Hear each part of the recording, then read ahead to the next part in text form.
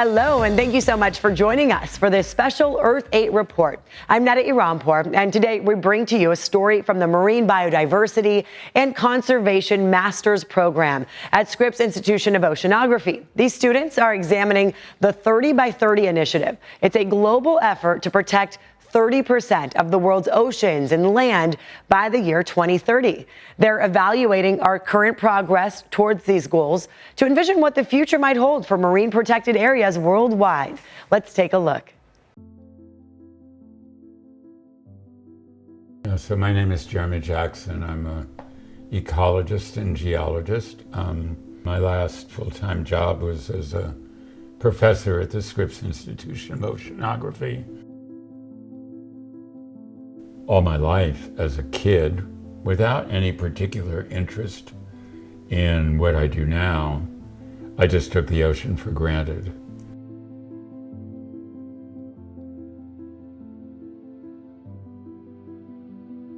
I was so naive when I was doing my thesis because I interpreted what I saw in terms of what I could see and observe. This deep reality that what we were studying as natural was far from natural. I mean, there are huge human social issues in all of this. But inevitably, when you talk about protecting 30% of the land, for example, you're talking about impinging on the environments of a huge proportion of humanity. We don't want to just do deserts where nobody lives. We don't want to just take parts of the ocean that nobody cares about. To have buy-in from communities is probably the greatest challenge. My name is Jasmine Graham. I am a marine biologist specializing in sharks and rays, and I am the president and CEO of Minorities in Shark Sciences. 30 by 30 is a big movement that's not only national but global, where there's this big push to protect 30% of our lands and seas. What I am really interested in is moving beyond that 30 by 30 framework and thinking about how do we protect things strategically, how do we make sure that we do so with a justice lens where the burden and the benefits are shared equally across communities. I think it's really easy for us to focus on the numbers of hitting that 30% without caring about the quality and how we go about that protection and pushing things forward before we've really thought through the impacts. I think what we've accomplished is proof of concept, that there are these places that have been, these programs that have been initiated, and they're doing great things.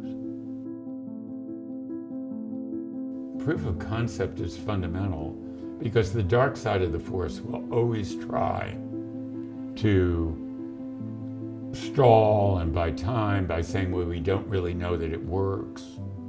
And things like that. Well, screw that, we know it works. You know, I mean, isn't it a scientific breakthrough? If you don't kill fish, there'll be more fish. Are we on track to achieve 30 by 30? I think at the global scale, no.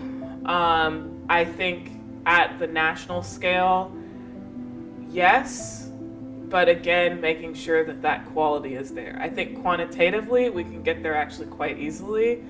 The key here is, does it actually mean anything when we say we've hit the goal? If I think about marine situations,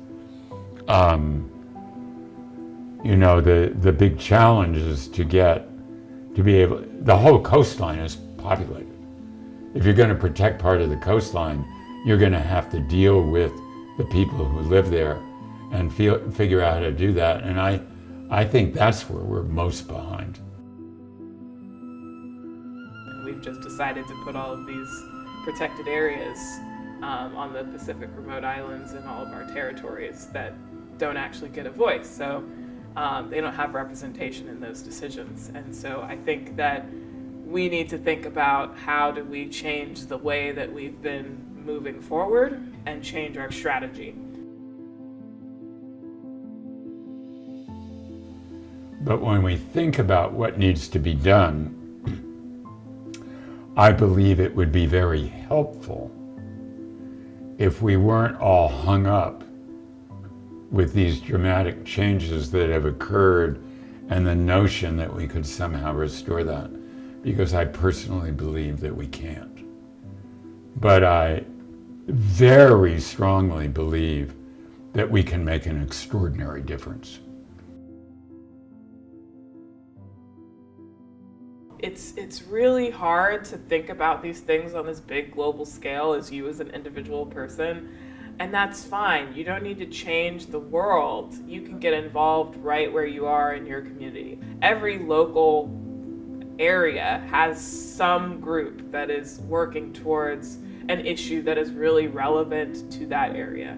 So I would say wherever you are, find out what are the big issues facing your community in terms of the climate crisis, in terms of environmental injustice, and how can you get involved at that scale? Because that's really where you're going to see movement. And once we all sort of do our part locally, that adds up. But it all starts, to some extent, at the local level. And that's where really individuals can get involved and have a big impact at the grassroots. 30 by 30 is a community-led conservation initiative. Organizers say you can get involved by championing legislation, engaging with local organizations, advocating for protected areas, and by starting conversations with friends and family. I'm Neda Iranpour from CBS 8, and this was an Earth 8 report. Thank you so much for joining us on today's special segment brought to you by the Scripps Institution of Oceanography.